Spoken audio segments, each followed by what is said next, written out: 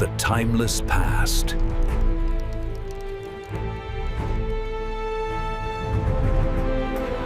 The desert is a place of silence, a place where time seems frozen, where the horizon shimmers endlessly, and where the wind whispers across dunes that march forward with relentless patience. For most it is empty, a wasteland, devoid of life or memory. Yet beneath this vast ocean of sand, secrets sleep. Secrets that defy explanation. Secrets that, once unearthed, demand the rewriting of history. The story begins with a fragment, a shard of weathered oak, discovered not on a shoreline, not near any river, but deep in the heart of a desert plain. It emerged from beneath shifting sands after a rare storm, an artifact that should not exist here, where no sea has touched for thousands of years. The locals who found it were puzzled, but unimpressed. Wood in the desert was nothing but firewood. Yet to an archaeologist, trained to see stories in the smallest of remnants, it was a revelation. That archaeologist was Dr. Elena Marlowe. To hold in one's hand a piece of timber that should belong to a ship, when the nearest ocean lies hundreds of miles away, is to touch a contradiction. And history, after all, is written from contradictions. Elena had spent her career chasing whispers. Forgotten cities beneath jungles, collapsed temples along forgotten trade routes, fragments of pottery in caves that no human was meant to enter. But this was something different. A ship here, in the desert. Even the suggestion was extraordinary, the possibility impossible. But history is often hidden in impossibilities. Guided by legends passed down among nomads, tales of the wooden bones buried beneath dunes, of strange coins shining after sandstorms, of ghosts that roamed under the full moon, Elena gathered a team. Satellite scans revealed anomalies beneath the surface, long rib-like shadows hidden beneath the sand. Not rocks, not dunes. Something else, something structured. And so the desert excavation began. At first, the work was slow. Sand gives nothing freely. Day after day, under the burning sun, the team brushed, shoveled, and sifted. Weeks passed, and doubts began to spread. Had they misread the data? Was this truly a ship, or simply wishful thinking? But then, the sand gave way to wood, oak, ancient, weather-beaten, cracked by centuries, yet still unmistakably shaped by human hands. Planks fitted together with iron nails, now little more than flakes of rust. The more they cleared, the clearer the outline became. The keel of a vessel, vast and undeniable. A ship, entombed in sand. Imagine the astonishment. To stand in the middle of a desert, with the horizon stretching endless and dry, and before you rises the skeleton of a seafaring vessel, its ribs jutting upward, its timbers bleached but unbroken. It is a sight that does not belong to this world, and yet it is real. The ship was no small craft. Judging by its preserved length, it had once spanned over 100 feet, capable of carrying dozens of crew, perhaps cargo for trade, perhaps something more. Its structure bore echoes of Mediterranean design, Phoenician, perhaps, or Carthaginian, but with features that defied classification. The bow was sharper, reinforced, as though built for waters more treacherous than calm seas. The stern bore carvings, symbols scorched by time, but still haunting in their strangeness. These carvings were the first true mystery. They resembled letters, but no language could immediately decipher them. A mix of familiar curves and alien marks, not merely decoration. They told a story, but one locked away by centuries. And then came the bones. Deep within the hold, beneath collapsed beams, the excavation revealed human remains. At first one, then many. Skeletons, entwined within the ship's timbers, their final moments preserved in silence. Some lay sprawled as if in sleep.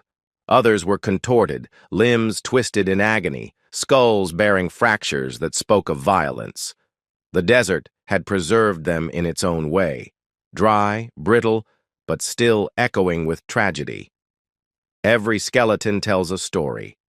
These were sailors, voyagers, men, and perhaps women, who set out upon the sea with purpose. They brought with them their hopes, their fears, their secrets. Yet here they lay, hundreds of miles from any ocean. Did they die of thirst, stranded in a world they did not understand? Or was there something else, something darker, that sealed their fate?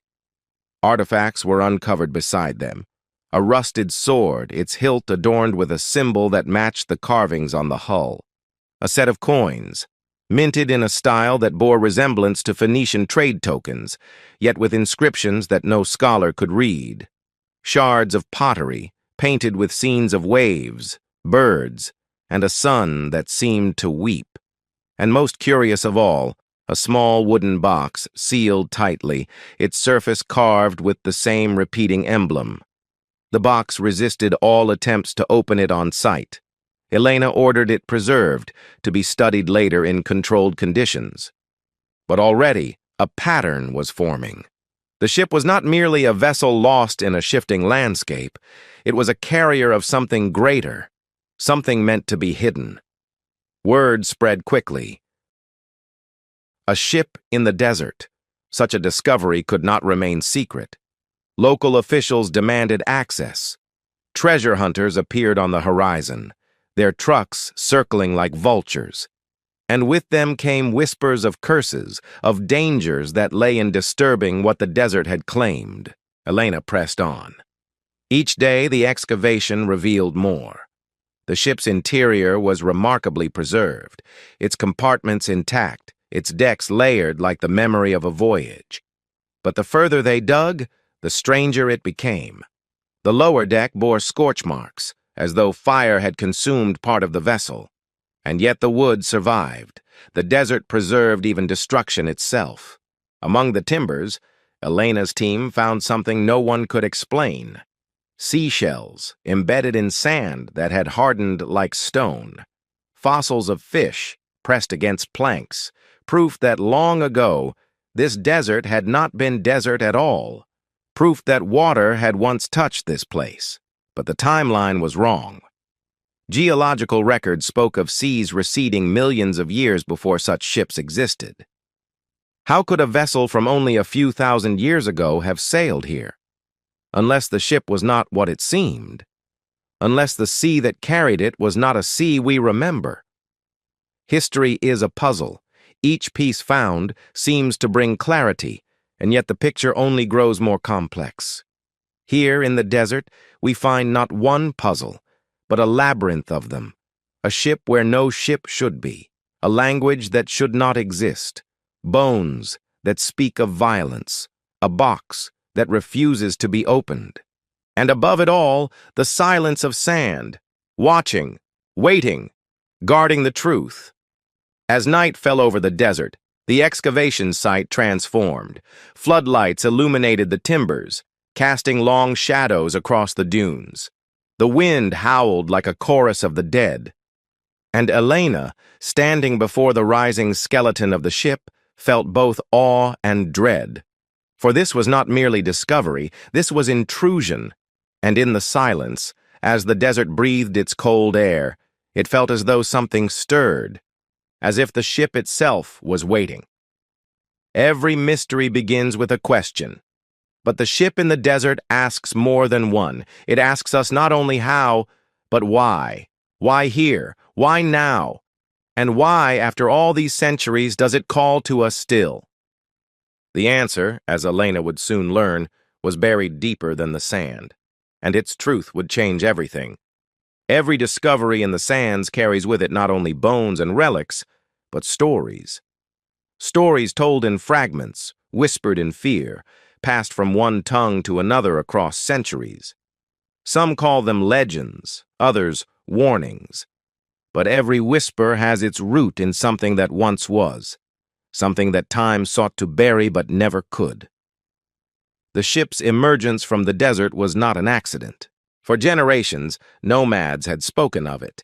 Bedouin families who traced their bloodlines back centuries knew of the vessel of the dead, They told tales of storms that raged in the night sky, not of rain but of sand, and how the earth swallowed things whole. Shepherds spoke of strange timbers revealed after lightning strikes, only to vanish again under the dunes. Children grew up hearing that ghosts wandered where the ship lay, their cries echoing with the wind. Such stories were easy to dismiss, until now. For Elena Marlowe and her team, the whispers became vital clues. They scoured oral histories, tracing patterns in stories told by tribes separated by hundreds of miles. Always, the same images emerged: the ship, the bones, the curse. Always, the warning: those who disturb it will not return. But archaeologists are not guided by superstition. They are driven by evidence.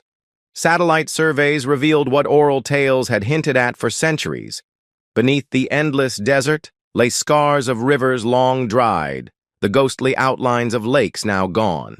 Once, this place had known water, yet even that knowledge did not explain the ship. To have a vessel of such size buried here intact required more than shallow rivers. It demanded a sea no map had ever recorded. And so science met myth upon the dunes. The whispers of the past became threads in a fabric too large to ignore. A picture was forming, though blurred, half-seen, elusive. A picture that promised either revelation or madness. But while Elena's team sought truth, others sought fortune. News of the discovery spread beyond the desert, first to local officials, then to governments, then to those with less honorable intentions: treasure hunters, smugglers, and men who trafficked in relics drawn not to knowledge, but to wealth. Within weeks of the ship's unveiling, unfamiliar vehicles prowled the perimeter. Men watched from a distance, their eyes catching the glint of coins and the shadows of artifacts pulled from the sand. A ship buried in the desert was more than history. It was profit.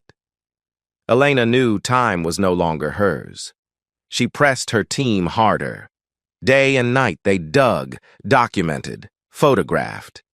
Every artifact was catalogued, though many defied explanation. The coins bore faces unknown to history. The pottery carried designs that blended cultures never known to have met. And then there was the box, always the box, sealed, resistant, carved with symbols that refused to yield their meaning. Theories abounded. Some suggested Phoenician traders, blown far inland by a flood. Others speculated it was a Roman vessel, lost during one of the empire's forgotten campaigns. A few dared to whisper something stranger, that the ship belonged to a civilization lost to time, one erased before history even began to write itself. Yet one theory stirred unease more than the rest. The carvings, some believed, bore resemblance not just to language, but to ritual, to wards, to warnings. What if the ship was never meant to travel? What if it was never a vessel of trade or conquest? What if it was a prison? The desert, meanwhile, grew restless. Storms rolled across the horizon, sudden and violent, as if stirred by the disturbance of excavation. Lightning cracked across the night sky, illuminating the ship's skeletal frame like the bones of some ancient beast. Sand swallowed tools, collapsed trenches, erased pathways in a matter of minutes. Even the wind seemed to carry voices, moans, cries, words just beyond understanding. The local workers grew fearful. Many refused to return after dark. Some left altogether. They claimed to dream of drowning, of water filling their lungs, though no ocean lay within reach. Elena, ever rational, dismissed these as stress, imagination, the tricks of exhaustion beneath the desert sun. But in the silence of her tent, when the wind rattled the canvas like fingers, she too wondered. For among the whispers of the desert, one voice seemed to rise above the rest, a voice not of the present, but of the past, calling. History is not silent. It calls to us, through ruins, through relics, through fragments of language carved into stone. It calls, waiting for those who will listen. But sometimes the past does not call for remembrance. Sometimes it calls for warning. The deeper the excavation went, the more the ship revealed. Beneath the lower deck, hidden chambers emerged. Compartments sealed so tightly that the desert's breath had never touched them. Inside, strange artifacts lay untouched. Jars of pitch sealed with wax, a length of rope as supple as if made yesterday, and scrolls, fragments of papyrus, ink faded but not gone. The scrolls, once studied, revealed more than anyone expected. They were not maps, not trade records. They were prayers. Pleas written in a hand unfamiliar, addressing gods unnamed, begging for mercy upon those who carried the burden. The words repeated endlessly. Do not open, do not release. The sea has taken us for a reason. It was no longer just archaeology. It was a riddle and a warning. Elena faced a choice. To stop, preserving the site until further study could be arranged. Or to continue, to press deeper into the mystery, risking not only her reputation, but perhaps her life. For the ship buried in the desert was no longer merely a vessel. It was a tomb, and tombs are sealed for reasons. Whispers became words. Words became warnings. And warnings, if ignored, become tragedies. The team pressed on, and the desert, it seemed, waited. There are places in this world where the past is content to sleep. Ruins half buried, cities drowned, bones scattered beneath roots and stone. But there are other places where the past resists silence, where it lingers, restless, waiting to be found. The ship in the desert was such a place. For weeks, the excavation had unearthed the vessel's upper decks, its broken timbers, its splintered beams, its dead. But as the sand yielded more, something stranger emerged. A portion of the hull deeper, darker, untouched by air or light. A section sealed from the world above. The chamber was hidden behind a wall of planks thicker than any elsewhere on the ship. Iron bands, corroded yet unbroken, bound it shut. It was a design meant not for storms, but for confinement. Whatever lay within had been locked away deliberately. Elena's team debated fiercely. To break the seal was to risk damage to whatever artifact lay inside. But to leave it untouched was to abandon the greatest mystery of all. In the end, curiosity prevailed. And so, with hammer and chisel, with sweat and trembling hands, they broke into the ship's heart. The desert watched in silence as the planks gave way. One by one, the ancient timbers cracked.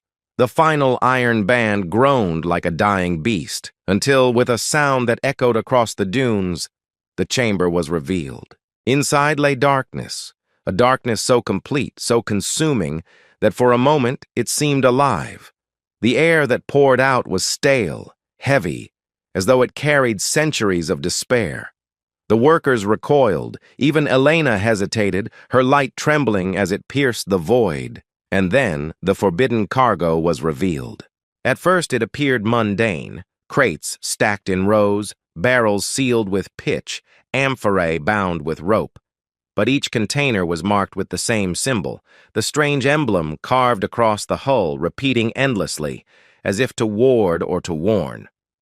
The first crate was pried open carefully. Inside, not gold or jewels, but stone. Smooth, black, polished stone blocks, inscribed with the same indecipherable script. They glistened faintly, as though wet, though no moisture had touched them for centuries. Another crate revealed something stranger still. Bones. Not human, not animal as we know them. Elongated skulls, rib cages too narrow, jawbones studded with teeth too sharp. Fossils, perhaps, or creatures lost to time. Yet the care with which they were preserved suggested reverence or fear. The barrels, when opened, released a stench that clawed the lungs. Inside, not wine or oil, but dark liquid, thick as tar, preserved across ages. What purpose it once served, no one could say. And then, at the far end of the chamber, they found it. The box. Larger than the one discovered earlier, bound in bronze, sealed so tightly that the desert itself seemed to have conspired to keep it closed. Upon its surface, hundreds of carvings etched into every side, spirals, lines, and faces twisted in agony. Unlike the smaller box, which bore only the emblem, this one screamed of warning. The team dared not open it. Not yet. It was catalogued, photographed, and carried to the surface. But already, its presence changed the air. Workers grew restless, whispering of bad dreams. Tools broke without reason. Lights failed. And in the silence of the night, the wind began to howl through the ship's timbers in a way that sounded less like air and more like voices. The forbidden cargo was not gold nor treasure nor the spoils of conquest. It was something else, something deliberately hidden, deliberately sealed, not to be carried, but to be contained. Theories multiplied like wildfire. Some suggested the ship had been a vessel of priests transporting sacred relics across seas long vanished. Others argued it was no ship at all, but a floating prison, a place where cursed objects were locked away and cast into exile. A few dared to claim something more chilling, that the ship's purpose was not transport, but entombment, that what it carried was not meant for the world of the living. The scrolls recovered in the chamber offered no comfort. Translated painstakingly, they repeated one phrase: "We seal it in darkness, lest the light awaken it." Was it ritual? Was it superstition? Or was it truth? Outside the excavation, the pressure mounted. Government officials demanded custody of the artifacts. Armed men lingered beyond the dunes, their intentions clear. The desert itself seemed to turn against the intruders, storms rising with unnatural fury. Yet Elena pressed on, driven not by greed, but by need. To walk away now was impossible. For once you glimpse the edge of a mystery, you are bound to it. You cannot turn your back. You cannot silence the question. You can only follow until it consumes you. And so, they pressed deeper. In the lowest compartment of the ship, beneath layers of collapsed wood and sand, the final discovery was made. A chamber smaller than the rest, no larger than a coffin. Within it lay a figure. Not a skeleton like the others, but something mummified, preserved unnaturally well. Skin drawn tight against bone, eyes hollow, mouth open as if in eternal scream. Around its neck, a chain bearing the same emblem that marked every crate, every carving, every warning. The figure's hands were bound. Its body was twisted as though restrained not for burial, but for imprisonment. And upon the walls of the chamber, scratched in desperate hand, a final plea. "Do not take us from the sea. Let the desert be our grave, for what we carry is not ours to keep." The forbidden cargo of the desert ship was not treasure. It was not wealth. It was something far older, far darker. A burden carried across waters that no longer exist, a curse sealed in timbers and sand. And now, it was awake once more. The ship's mystery had deepened. But for Elena Marlowe and her team, it was only the beginning. For to disturb the past is to invite it into the present, and the present was about to change forever. The desert does not forgive disturbance. It is a place of patience, of silence, of burial. When men tear at its skin, when they expose what was meant to remain hidden, the desert remembers, and when it remembers, it responds. The ship had lain undisturbed for centuries, perhaps millennia. Now its timbers groaned in the open air, its chambers stripped, its cargo revealed. And with each day that passed, the balance of silence and secrecy began to unravel. The first sign came in the sky. Storm clouds gathered without warning. Not the heavy, rain-bearing clouds of coastal lands, but walls of sand, towering and crimson beneath the setting sun. The winds rose with sudden violence, tearing at tents, toppling equipment, burying half the excavation in an instant. Workers scrambled, their cries swallowed by the roar. When the storm passed, silence fell again. But the ship stood changed. Its timbers, once lifeless, seemed to hum faintly in the night air. Its shadows stretched longer, as though reaching for the living.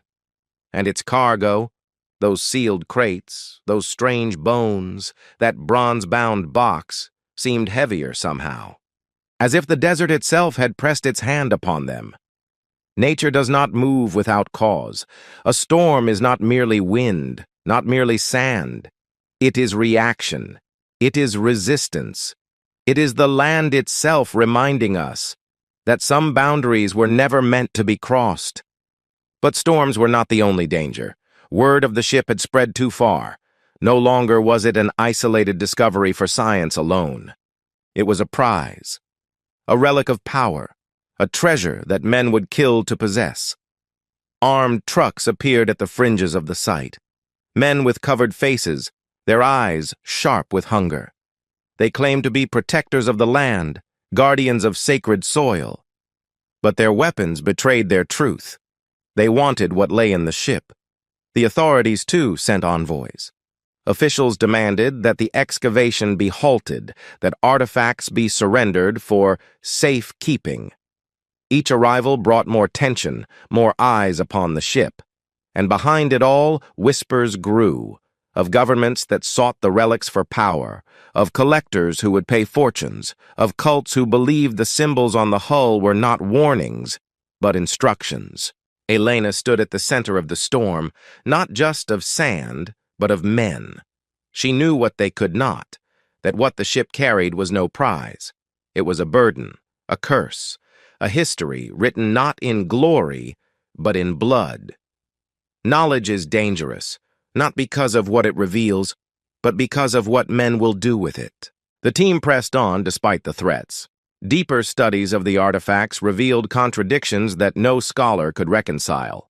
The black stones pulsed faintly when touched, as though heat lingered within them despite centuries of burial. The strange bones, when scanned, revealed marrow still preserved, though such a thing should have been impossible. And the liquid in the barrels, when sampled, corroded metal instantly, hissing as though alive. These were not mere relics. They were warnings made physical. And yet, the greatest danger was still the box. Every night, the workers swore they heard sounds from within, scratches, low vibrations, a pulse like a heartbeat echoing faintly through the bronze. At first dismissed as imagination, the evidence soon became undeniable. Sensitive instruments recorded tremors when placed near the box. Compasses spun wildly in its presence. Photographs blurred. It was as though the box resisted being known. Then came the second storm. This one was not of sand alone. Lightning split the sky, jagged and unnatural, striking the dunes with furious precision. Winds rose with the sound of voices, shrill and layered, like a chorus of the lost. The excavation site collapsed in chaos, equipment torn away, trenches filled, half-buried artifacts lost again to the earth. But in the heart of the storm, one sight froze the breath of all who witnessed it. The ship itself glowed faintly, its timbers shimmered as if lit from within, every carving blazing with pale fire. For a moment, just a moment, it seemed as though the vessel was no relic at all, but alive, trembling in rage or in pain. And then, silence. The storm passed. The ship dimmed. But the desert had spoken. Nature does not perform spectacle without meaning. The storm was no accident. It was a warning ignored. The morning after, the consequences were clear. Several workers were gone. Tracks led into the dunes, but no bodies were found. Equipment lay shattered, and the bronze-bound box, though untouched by human hands, bore new marks upon its surface, scratches from within. Elena faced a decision that no archaeologist dreams of. To continue meant risking lives, unleashing forces perhaps beyond understanding. To stop meant abandoning knowledge, leaving questions unanswered, sealing the ship once more in silence. But the choice was no longer hers. For as the sun rose, new figures appeared on the horizon. Rival diggers, armed men, authorities with orders, and among them, strangers who spoke no language the team recognized, carrying symbols that matched the carvings on the hull. They had come not to study, they had come to claim, and the desert storm was only the beginning. The past does not lie quietly. When disturbed, it rises, it resists, it consumes. The ship buried in the desert was never meant to be found, and yet it has been. Now the sands are restless, the skies are violent, and men gather like vultures to a carcass. For the storm is not over. The storm has only begun. In history, no discovery exists in silence. Wherever relics rise from the earth, men gather. Some come with notebooks and patience. Others come with guns and greed.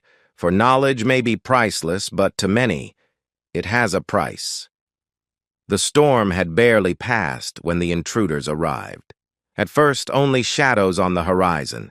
Vehicles moving across dunes, their engines snarling against the quiet. Then, closer. Figures in scarves and helmets, their rifles glinting in the desert sun.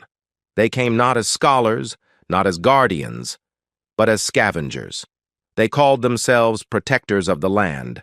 They claimed the ship was theirs by heritage, by blood, by right. Yet their actions betrayed another truth.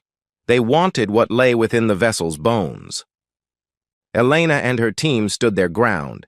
Papers were shown, permits brandished, arguments raised. But words crumble quickly in the face of weapons.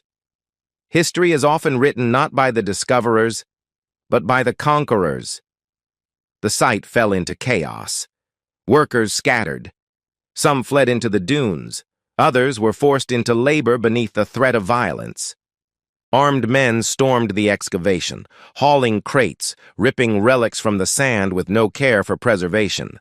What had taken weeks of painstaking excavation was undone in hours by greed. The bronze-bound box drew the most attention. Its weight required 6 men to move it. They loaded it onto a truck, ignoring Elena's protests, her warnings. She shouted that the box was not treasure, that it was danger. But warnings carry little weight to those blinded by gold. And yet, the desert did not remain silent. As the intruders carried the box, the wind began to rise. The dunes shifted, trembling underfoot. The very earth seemed to resist their theft. A low hum spread through the air, growing louder, vibrating in the bones of all who stood nearby. Then, from the ship itself, came a sound, a groan, deep and mournful, as though the timbers wept. The carvings along its hull shimmered faintly, their patterns alive with pale light. The armed men faltered. For the first time, fear crossed their faces. But greed pressed harder than fear, and so they carried the box away. That night, the first vision came. Elena lay in her tent, unable to sleep. The storm still haunted her ears. The cries of workers echoed in her mind. Yet as she drifted, her thoughts dissolved into something not her own. She saw a sea, not desert, but endless water, black as oil, waves rising like mountains. She saw the ship, whole and proud, cutting through the storm. She saw men upon its deck, faces she did not know, yet recognized in her bones. They were afraid, they were desperate. And she saw the box. It lay at the center of the ship, chained and guarded. The men whispered prayers as they passed it. Some spat upon the deck, warding off evil. Their captain stood at the prow, his eyes hollow with exhaustion. And in the sky above, lightning fell not from clouds, but from something greater. She woke trembling, breath shallow. The vision had felt real, too real, as though she had not dreamed, but remembered. The next day, more visions followed, not only for Elena, but for others. Workers spoke of dreams filled with drowning, of seas where none had ever swum, of voices calling from beneath the waves. Even the mercenaries whispered uneasily of shadows moving in the dunes at night. The ship itself seemed alive with memory. Its carvings, once faded, revealed new shapes beneath the desert sun. Patterns of waves, storms, and figures kneeling before the box. And in one carving, unmistakable, a city, half submerged, its towers crumbling into the sea. The past does not remain buried. It bleeds, it seeps, it demands to be remembered. The ship was not only a vessel of wood and nails, it was a vessel of memory, and memory, once awakened, cannot be silenced. Meanwhile, conflict deepened. The intruders fought not only Elena's team, but each other. Rival groups claimed rights over the ship, government envoys against mercenaries, local militias against treasure hunters.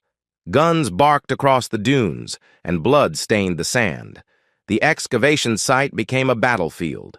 The ship stood at its center, silent, patient, as men killed one another in its shadow. But as the fighting raged, strange phenomena grew stronger.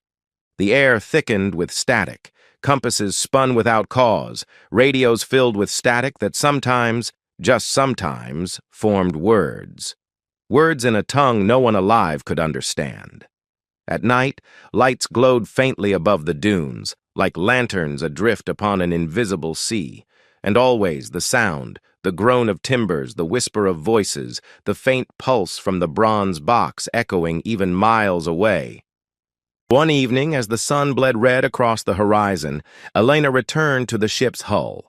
She ran her hands along the carvings, tracing the shapes of the drowned city. And as she did, another vision seized her. She saw the ship again, tossed upon violent waters. She saw men shouting, fighting, praying. She saw the captain, his face illuminated by torchlight, standing before the box. And she heard his words, not in English, not in any language she knew, but in meaning clear as thought. We cannot carry it further. The sea rejects us. If we survive, let the desert claim us, better sand than shore. The vision shattered. Elena collapsed, gasping. Her hands shook, her eyes burning with tears. She knew now. The ship had not been lost by chance. It had been abandoned deliberately. The desert was not accident. It was sacrifice. The rival claimants did not care for visions. They fought, they looted, they bled. But with each passing day, the cost grew heavier. Trucks failed, weapons jammed, men vanished into dunes, their tracks ending in nothingness. And always the dreams returned. Drowning, storms, cries. The forbidden cargo was not theirs to take. And as greed tore men apart, the ship waited, silent, watching, remembering. History is not made by those who own the past. It is made by those who are willing to listen to it. But few listen. Most only take. And for those who take, the past always takes back. Every relic is a messenger. Every carving, every fragment, every scar of time whispers a story to those willing to hear. But sometimes, the story is not of kings or conquests. Sometimes it is of loss, of civilizations erased, of cities that drowned, leaving behind only silence. The ship, buried in the desert, carried with it the memory of one such city. It began with carvings. As the excavation pressed deeper, Elena's team uncovered panels hidden beneath collapsed beams. These were not simple decorations, but murals, intricate, deliberate, etched into planks with painstaking care. They depicted scenes unlike any known history. At first glance, they showed men and women sailing across vast waters, their ships sleek and swift. But as the panels continued, the waters grew violent. Waves rose higher, consuming ships whole. Lightning split the sky. And in the distance, a city stood, a city of towers and spires, gleaming with light. Then, in the final panels, the city fell. Waves crashed against its walls, tearing stone from stone. People fled, arms raised in desperation. Some boarded ships, others sank beneath the tide. The last carving showed only ruin. Towers crumbled, waters blackened, and in the center, the box. Always the box. The murals were not art. They were testimony, a record carved in wood, preserved by sand, a record of a city that lived, that thrived, that drowned, and that was forgotten. Elena studied them for hours. Her fingers traced the etched spires, the drowning figures, the box carried from the city as if it were salvation or damnation.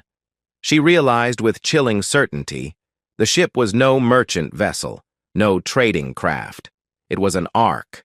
It had carried survivors. Survivors fleeing a cataclysm that erased their world. Survivors who bore with them something so dangerous, so forbidden, that they sealed it away in chains and bronze. But if the carvings spoke truth, then this drowned city was not myth. It had existed. And if it had existed, then history itself had been written upon false foundations. Visions confirmed what carvings began. At night, the dreams returned, not only to Elena, but to all who lingered near the ship. Workers, soldiers, intruders alike spoke of them, dreams of endless water, of cities crumbling beneath waves, of voices crying in languages they did not understand, yet somehow knew. For Elena, the visions were sharper. She saw not only the city's fall, but its life before the end. She walked through streets of stone and gold, past markets where merchants bartered in goods unknown. She saw libraries filled with scrolls, towers capped with fire that lit the sea for miles. She saw people in robes adorned with the emblem, the same mark etched into the box. It was a civilization advanced beyond its age, a civilization whose name had not survived, a civilization erased, save for this ship, and its cursed cargo. Every myth begins with truth, and every truth, once forgotten, becomes myth. But here, beneath the desert, the myth of the drowned city ceased to be story. It became memory. The relics matched the visions, coins unlike any known empire, pottery blending styles from cultures that should never have touched, bones of creatures unknown, and, most chilling of all, scrolls written in a script that seemed alive, letters that shifted when studied, as if unwilling to be read. The translations were fragmented, but one phrase repeated again and again. The sea rejected us. The land will hold us. Let no man carry us further. Meanwhile, the rival factions tightened their grip. Armed men fought over relics, trading bullets for shards of pottery, blood for coins of the drowned city. Governments circled, demanding ownership. The desert rang not with silence, but with violence. Yet even amid the chaos, unease grew. Men who dreamed of drowning awoke gasping for air, their lungs burning though no water touched them. Workers claimed to hear waves crashing at night, though only sand stretched for miles. Some swore they smelled salt upon the air. The desert, it seemed, was remembering. One evening, Elena stood before the ship's bow. The setting sun painted the dunes in crimson, the timbers glowing like embers. She placed her hand upon the carvings of the city and whispered aloud, "Who were you?" The answer came not in words, but in vision. She saw the city again, its spires gleaming beneath a golden sky. She saw priests in dark robes carrying the box through crowded streets, their faces grim. She saw families weeping as they boarded ships, leaving their home behind. And she saw the sea, black and rising, swallowing all. The vision ended with the ship itself, tossed upon waves, the city gone behind it, the box chained upon its deck. Elena staggered back, trembling. She understood. The ship had not merely been lost, it had been exiled. The drowned city did not die by chance. It was purged, and the ship was its messenger.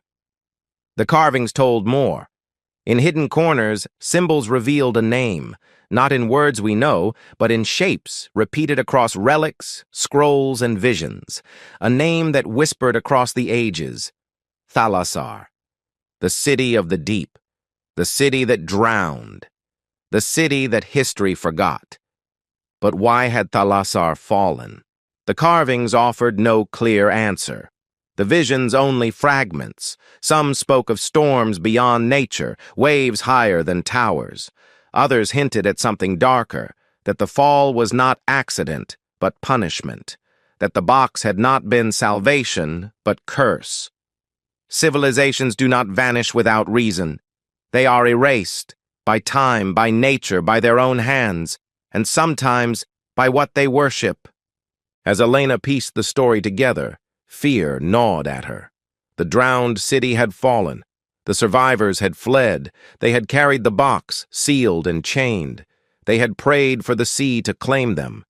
And when the sea rejected them, the desert did instead. The ship in the desert was not merely lost. It was chosen to bury a past that should never rise again. And yet, it had risen. The drowned city whispers still, in carvings, in visions, in relics that refuse to sleep. It whispers of pride, of fall, of exile. It whispers of a burden carried across waters now gone. And it warns, with every breath of the desert wind, that to unseal what they sealed is to invite their fate. The desert was no longer silent. It remembered. It warned. It waited. And the drowned city of Thalassar was not finished. Every great ruin holds a centerpiece, a secret, a weight, a core around which all the silence gathers. In the ship buried beneath the desert, that centerpiece was no carving, no relic, no mural. It was the box, bronze-bound, chain-wrapped, heavy with age, and within it something waiting, not waiting to be found, but waiting to be left alone. The box had been there from the first day, resting deep within the ship's hold, its surface dark with corrosion, its chains fused into wood by centuries of sand. At first, it was curiosity. Then it became obsession. Scholars argued over its nature. Some called it a reliquary, a vessel for sacred remains. Others claimed it was a vault, meant to protect treasure from thieves. A few, quietly, uneasily, suggested it was a prison. But whatever it was, it resisted being known. No tool could scratch it. No heat could warp it. Its weight shifted strangely when lifted, as though its contents did not obey gravity. And always, always, it pulsed faintly. Not to touch, but to perception. A heartbeat in the silence. It was not an artifact. It was an echo of something still alive. And with every hour it spent uncovered, it stirred. The factions wanted it most of all. The government envoys demanded it be transported to a secure facility. The mercenaries wanted it sold to collectors. The masked strangers who bore Thalassar's symbols wanted it returned to the sand. Guns rose, tempers flared, and in the center of it all the box remained, silent, heavy, watching. Elena begged restraint. She warned of the carvings, of the drowned city's warnings. But in greed, men do not hear warnings. They hear only opportunity. So one night, under a sky lit with pale moonlight, a group of mercenaries acted. They dragged the box from the ship, its chains rattling like iron bones. They set it upon the desert floor, and with torches burning and tools ready, they began to break it open. The first strike of the hammer rang like a scream. Metal met bronze, sparks flew, and the desert wind rose with sudden fury. The sand shifted beneath their feet, and from the box came a sound, a deep resonant thud, like something striking back from within. The men froze. Then they struck again. The chains cracked, the bronze groaned, and the heartbeat grew louder. Warnings carved in wood, warnings etched in dreams, warnings whispered in storm and silence, but greed blinds the ear and arrogance deafens the wise. They thought the box was prize. They thought it was power. They thought it was theirs to claim. They were wrong. The first to die was the man with the hammer. He raised his tool for a final blow, and the bronze split, not fully, but just enough. A crack no wider than a finger. From it escaped a breath, not air, not smoke. a breath of black mist, twisting, living, writhing like serpents in the moonlight. The mist touched his skin. He screamed, his flesh withered in an instant, eyes sinking, bones jutting sharp against drying skin. He collapsed as dust, his body gone before his cry had ended. The others fled, but the mist followed. It slithered across the sand, seeking, tasting, consuming. Wherever it passed, life shriveled. Grass that had clung stubbornly to the dunes turned to ash, insects fell silent, even the desert wind seemed to die. The box pulsed louder, louder, louder, and the crack widened. Elena and her team arrived too late. They found bodies shriveled, tents collapsed, tools abandoned mid-strike. The mercenaries lay scattered like dry husks, their faces frozen in terror. And in the center of it all, the box remained, the crack across its surface glowing faintly with sickly light. The box was not opened. It opened itself. Just a sliver, just a whisper. Enough to remind the world of why it had been buried. Enough to remind the desert of why it had been chosen. That night, the dreams grew unbearable. No longer drowning seas, no longer collapsing towers. Now the visions were of what lay within the box. A presence, vast and cold, pressing against the bronze walls. A voice without words, promising release, promising dominion. Men woke screaming. Some clawed their own skin as if trying to tear something out. Others wandered into the dunes, never to return. And always the box pulsed. Louder, faster. It was waking. Elena stood before it, trembling. She saw the carvings of Thalasar again in her mind. The priests, the panic, the sealing of the box. She understood now. The drowned city had not fallen by waves alone. It had fallen because of what the box carried. They did not flee with treasure. They fled with curse. They fled with burden. And when the sea rejected them, the desert became their grave. A grave not for them, but for what they carried. The factions fractured. The government demanded the box be transported. The mercenaries demanded it be opened fully. The masked strangers fell to their knees before it, chanting prayers in a tongue lost to history. Guns rose again, but before a shot could fire, the box answered. The crack split wider. From within came light, not warm, not golden, but pale and cold, a light that made shadows stretch unnaturally, a light that carried no heat, and with it sound, a rhythm, not a heartbeat, a drum, a call. The desert stirred, sand shifted like waves, the buried ship groaned as though alive. And across the dunes, echoes carried, echoes of water, though no sea remained.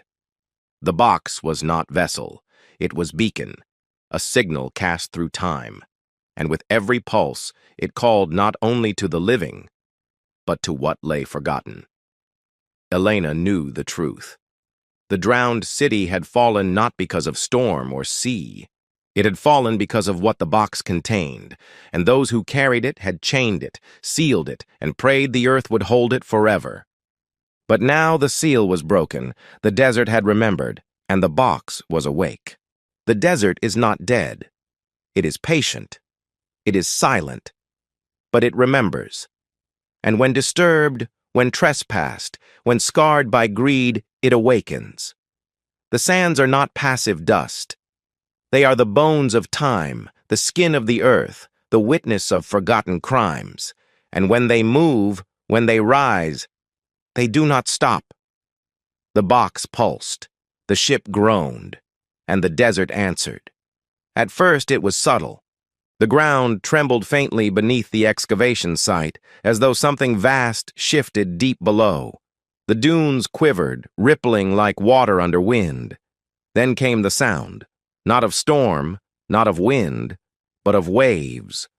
Rolling, crashing waves, where no ocean had been for thousands of years. The workers froze. The factions dropped their weapons, for in the heart of the desert the sea had returned, not of water, but of sand. The dunes rose and fell like tides, their crests breaking, their slopes collapsing with thunderous roars. Sand poured in rivers, swallowing tents, trucks, and bodies alike. The desert was moving, reshaping, consuming, and at its center the ship began to sink. It was not accident. It was punishment. The ship had been entrusted to the desert's silence, and men had broken that trust. Now, the sands came not as storm, but as judge. Lightning tore the sky, not natural lightning, lines of pale fire, jagged and angular, striking with unnatural precision.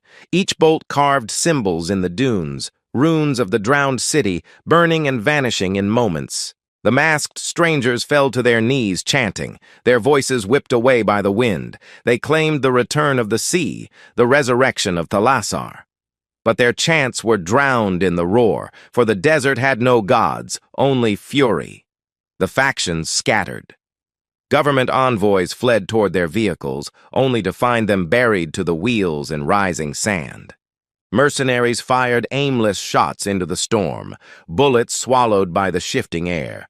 Some men tried to cling to the ship, thinking it shelter, but the timbers shook violently, hurling them into the dunes.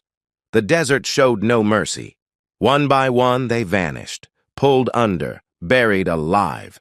Their screams cut short, muffled in the rolling tide. And the box? The box pulsed louder, brighter, its crack bleeding black mist into the storm. But for the first time it seemed not in command, but in conflict. The sands pressed against it, burying it deeper, swallowing its glow. It throbbed angrily, resisting, but the desert pressed harder. The desert was not ally. It was jailer, the box was prisoner, and the storm was the guard, risen from centuries of silence to drag it back into chains. Elena clung to the ship's railing, the only survivor near its heart.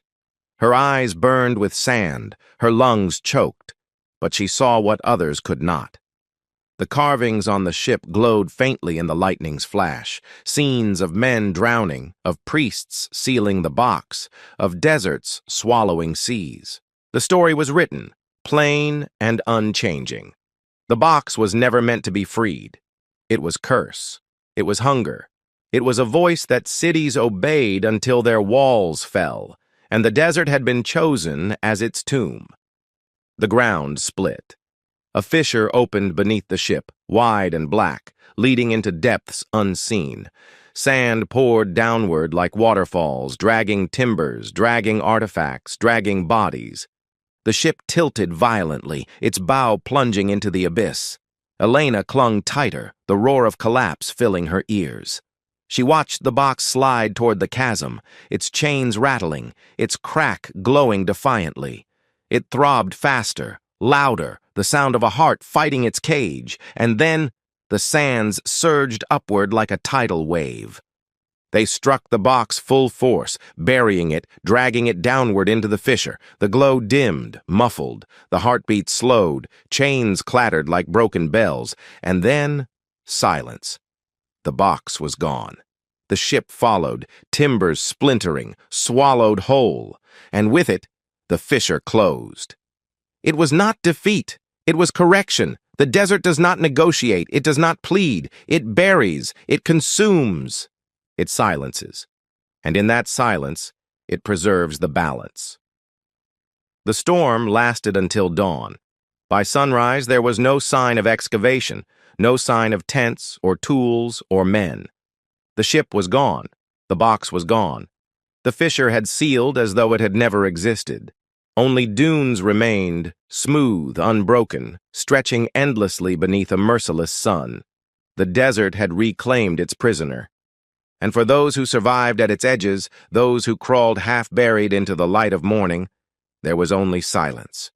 No proof, no relics, no ship, only memory.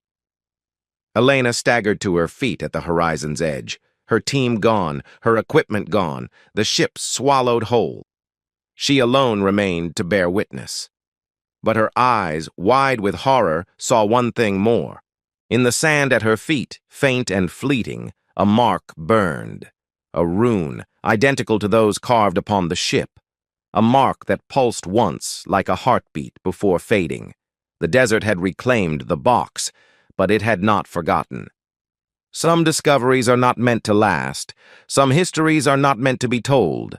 The ship buried in the desert was not relic, nor mystery, nor prize. It was warning.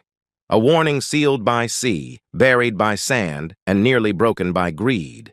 But the desert has patience. The desert has silence, and silence is stronger than memory. When the storm passes, the desert is silent. But silence is not peace. It is weight. It is memory pressed against the soul. For those who survive, silence is not mercy. It is burden. Elena staggered from the edge of the dunes, her body weak, her mind fractured by what she had seen. The ship was gone. The box was gone. Her team, her colleagues, her friends, all swallowed whole by the shifting sands. She alone remained. The desert stretched endlessly in every direction, unbroken by tents, by trenches, by tools. It was as though the excavation had never existed. The only proof lay in her own mind, and in her body, aching, sunburnt, trembling. She began to walk. The desert gave nothing freely. Each step was agony, each hour longer than the last. Her canteen was lost, her supplies buried, her maps torn away by the storm. She had no compass but the sun, no guide but desperation. And yet she moved, driven not by hope of rescue, but by a single, gnawing truth. If she died there, the memory of the ship would die with her.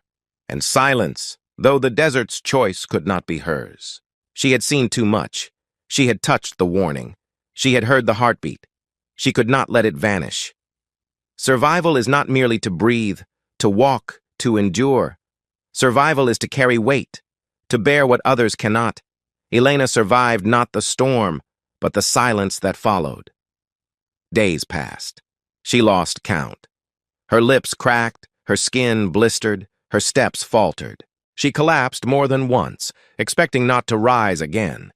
And each time she lay upon the burning sand, she heard it, the heartbeat. At first faint, like an echo in memory, then louder, pulsing through the ground beneath her cheek. She told herself it was illusion, dehydration, the mind faltering. But the more she denied, the stronger it grew, until one night, as she lay beneath the stars, she realized the sound was not beneath her. It was within her. Her chest throbbed with it. A rhythm not her own. Slow, ancient, patient. The heartbeat of the box. Curses do not vanish with burial. They cling. They bind. They choose hosts when their prisons are sealed. The box had been dragged into silence, but silence is not the end. It is only transfer. At last, civilization appeared. A distant outpost at the desert's edge, a scattering of lights like stars upon the horizon. Elena reached it in a state half dead, her voice broken, her body weak. They took her in. They gave her water, food, shelter. But when she spoke, when she tried to tell them what she had seen, they did not believe. A ship in the desert? Impossible. A box with a heartbeat? Madness. A storm that swallowed hundreds without a trace? Delirium. The officials dismissed her as trauma-ridden, her mind shattered by loss and heat. They recorded her testimony, sealed it in files, and closed the matter. The desert was silent again, and Elena's words were buried just as the ship had been. But silence cannot bury truth forever. At night, she woke gasping, the heartbeat pounding in her ears. She saw flashes when she closed her eyes, visions of drowning cities, of chains dragging across the seafloor, of priests sealing the box in fire and salt. Sometimes she swore she could feel sand shifting beneath her bed, hear whispers in the wind through her window. The desert had not let her go. It had only sent her back as messenger. The survivor is not gift. The survivor is burden, for what cannot be buried in the earth is buried in flesh. Weeks passed. She tried to return to her work. to academia, to reason. She gave lectures, wrote articles, tried to cloak her words in metaphor so her colleagues might listen. But all dismissed her. Her reputation withered. And yet, others began to find her. Quiet figures, strangers who claimed to have heard whispers of her story. Men with pale eyes, women with tattoos of runes. They asked her where the ship lay. They begged her to lead them. And when she refused, they only smiled. "You already carry it," they whispered. And she knew they were right. The heartbeat grew stronger. Sometimes it matched her pulse. Sometimes it fought against it. At moments she felt stronger, sharper, as though her veins carried more than blood. At other times she felt drained, as though something inside her was feeding. She realized then, the box was not gone. It had not been silenced. It had only chosen another vessel. Her. The survivor's burden is not memory, it is inheritance. To live when others perish is not escape, it is succession. The ship was gone, the box was buried, but the curse remained. It had found flesh, it had found voice, it had found heart. By the time the world moved on, Elena had changed. Her eyes darkened, her skin pale. She spoke less, listened more. In quiet rooms, she pressed her palm against her chest, feeling the rhythm that was not hers. And in her dreams, she saw not herself, but the sea, the endless sea, rising again, breaking its chains, returning where it did not belong. And deep within, she knew the truth. The desert had not ended the story. It had only delayed it. And she, alone, burdened, haunted, was the next chapter. The past is never buried. Not in sand, not in silence. It moves through time, through flesh, through heartbeat. The ship is gone, the box is gone, the desert is silent, but the survivor remains, and through her, the curse remembers. The desert had claimed silence, but silence is not forever. Buried things do not die, they wait. Chains rust, sand shifts, and the tide, no matter how delayed, always returns. Elena lived in shadows now. Months passed since the excavation, since the storm, since the ship had vanished into the dunes. She had tried to return to normal life, but the normal world no longer fit her. The heartbeat ruled her.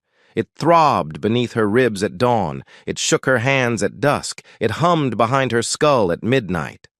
No drink, no drug, no medicine could silence it. She was prisoner, carrier, vessel.